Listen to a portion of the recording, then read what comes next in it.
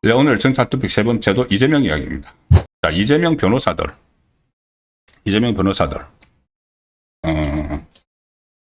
역대 수임료 혈세로 지출하고 있다. 역대 수임료를 변호사들의 수임료를 우리 세금으로 지출하고 있다. 이재명이 기소됐던 각종 재판에서 변호 맡았던 변호사들이 지금 완전히 전부 다 출세 가도를 달리고 있죠. 출세 가도 막 달리고 있습니다. 현 정부 요직에 다 등용이 됐고, 그 다음에 국회의원 5명 나갔고, 또 앞으로 지방선거, 이번에 이제 지방선거 있고, 6월 3일 내년 6월 3일 날 지방선거 있고, 15개, 최대 15개 국회의원 재보궐선거가 치러집니다. 저희 민주당이 또 공천을 할 텐데, 거기에 또 몇 명을 꽂아 넣을지, 그리고 앞으로 임명하는 남은 자리 아직 많습니다. 이재명이 임명하는 자리. 윤석열 정부에서 임명이 됐던 기관장들, 그러니까 기관장들의 임기가 끝나면은 거기에 또 변호사들, 이재명 변호사들 막 집어넣겠죠. 자, 집어넣는 게 이재명의 이 재판을 변호했던 사람들이 그 재판과 연관이 있는 부서에 가는 게 진짜 큰 문제입니다. 민정수석실에 가고, 대북송금, 조금 전에 말씀드린 대북송금 사건은 국정원에 많은 자료가 있는데, 그 국정원 기조실장을 대북송금 사건 변호를 맡았던 사람을 보내고, 이런 황당한 일을 지금 이재명이 하고 있죠. 자, 그런데 그 부분 하나 따져봐야 되고, 또 하나는 그런 변호사비, 도대체, 그때 이재명의 변호사비는 지금, 정말, 파도 끝이 없을 그런 비리 의혹 덩어리입니다. 변호사를 수십 명을 계속 썼는데 그 정관 변호사들 돈을 뭐 억대를 줘야 되는 그 변호사들을 다 변호사들이 어떻게 했을까?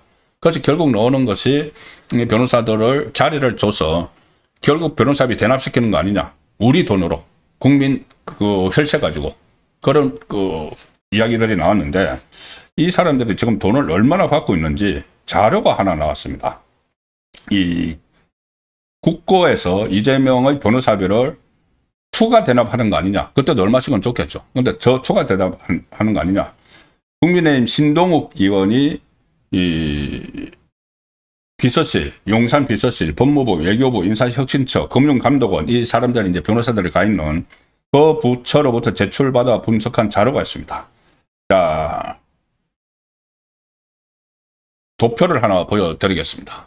자, 이재명 변호인단 연봉에, 여기 이제 언론에서 만든 도표인데 제가 지금 어느 신문에서 가져왔는지를 몰라서 지금 보여드리지는 못하는데 어느 쪽 자료라고. 자, 이재명 변호인단 연봉에 해서 쭉 나와 있죠. 전부 다 조원철 법제처장 1억 4천만 원, 김희수 국정원 기조실장 1억 4천만 원, 차지훈 유엔대사 1억 4천, 가장 많은 게 이찬진 금융위원장, 금융감독원장 2억 4천, 그 다음에는 1억 586만 원씩 쭉 있죠. 이태영 민정비서관, 이창형 법무비서관, 전치영 공직기강비서관, 조상호 정책보좌관. 이 사람들은 왜 1억 586만 원이라고 했냐면은 이 사람들이 자료를 제출을 하지 않아서 이 연봉 자료를 개인 정보라고 해서 제출하지 않아서 공무원 보수 규정을 분석을 하니까 이들이 받을 수 있는 연봉 최대치가 각각 1억 586만 원이었다. 그래서 이렇게 이제 표기를 한 겁니다. 그리고 이 사람들 뿐이 아니죠. 국회의원들, 이재명의 변호사 중에서 금배지를 달고 세배를 받고 있는 사람들이 있죠. 이건태, 박균택, 양부남, 김기표, 김동아, 이런 사람들은 국회의원 평균 연봉이 1억 5,700만 원입니다. 1억 5,700만 원을 받고 있다. 그리고 뿐만이 아니고 이 사람들에게는 9명의 보좌진도 들어가 있죠.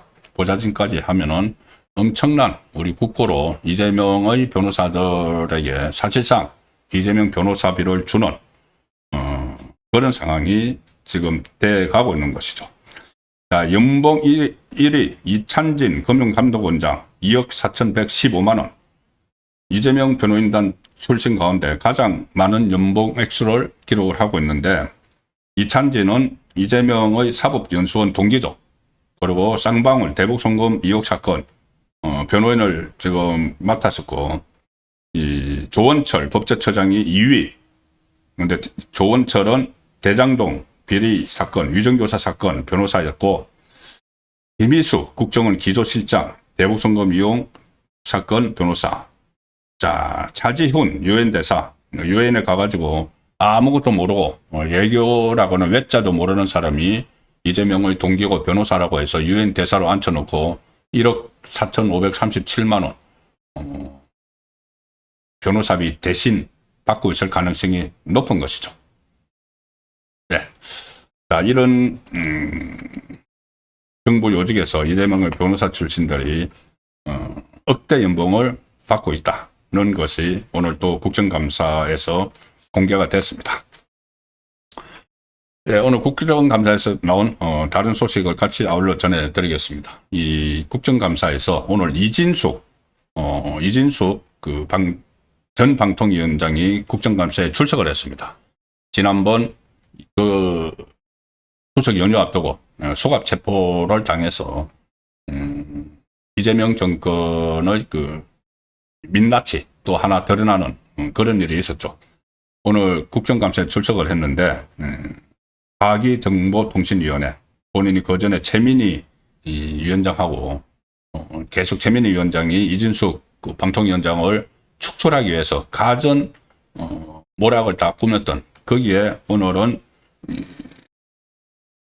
출석을 했습니다. 이진숙 출석을 해서 오늘 주로 박충건 국민의힘 의원이 이진숙 방통위원장에게 여러 가지로 물었습니다. 박충건 위원장은 이진숙 체포를 공개 숙청이자 공포정치다, 공포정치를 하고 있다, 이렇게 표현을 했고, 이재명 정부와 민주당에 대들면 이렇게 된다는 경고 메시지를 보낸 것이라고 본다. 그리고 지금 방송통신위원회를 없애버렸죠. 없애고 유사한 방송미디어통신위원회라는 것을 만들면서 이진수 전 위원장을 축출을 했고, 그리고 축출한 지 하루 만에 경찰에서 체포를 하는 그런 행태를 보였습니다. 그래서 임기가 보장된 공직자 한 명을 해임하기 위해 법을 바꿔 멀쩡한 기관을 없애고 법으로 해임한 지 이틀 만에 전 국민이 보는 앞에서 수갑을 채웠다. 그래서 체포 당시 어떤 심경이었는지 좀 말해달라, 이렇게 박충건 의원이 요청을 하니까 이진숙 위원장이 방금 한 박충건 의원의 말에 100% 공감한다. 공포정치고 이재명 정권에 대들면 어떻게 되는지를 다 보여줬다. 그 말에 100% 공감을 하고, 전혀 상상을 하지 못한 일이었다. 제가 해임된 지 이틀 뒤 수갑 채워서 압송한다는 것은 상상도 못한 일의 범죄였다. 이 정부에서 비상식적인 것이 뉴노멀이 됐다. 자, 이렇게 신경을 토로를 했습니다. 그리고 박충건 의원은 그날의 이진숙 위원장은 마치 폭군의 명절잔치에 바쳐진 추석 제물 같았다, 이런 말을 썼습니다. 폭군이라는 용어까지 지금 나왔죠. 그리고 이진숙 전 위원장은 공교롭게도 국가정보자원이 불타 파괴됐는데 이재명은 예능에 출연했다. 그리고 국가정보가 다 파괴돼서 우체국 배달까지 중단된 상황에서 이재명이 예능에 출연한 건 기관장을 해본 입장에서도 도저히 이해할 수 없다, 이렇게 국정감사장에서 토로를 했습니다. 자, 이런 일들이 제가 하나씩 둘씩 쌓이고 있으면은 제가 오늘 썸네일에서 적어드린 대로 이재명 조기 퇴진에서 이런 문제가 공론화가 되는 여러 가지 이제 불씨들이 되는 상황인데, 조희대 대법원장에 대한 축출 작전이 실패를 하면서 상당히 조급해진 이재명이 오늘 국무회의에서 조희대 대법원장에게 일종의 시비를 거는 그런 상황까지 벌어졌기 때문에 여러 가지 전국 흐름이 상당히 반전이 될 가능성이 높습니다.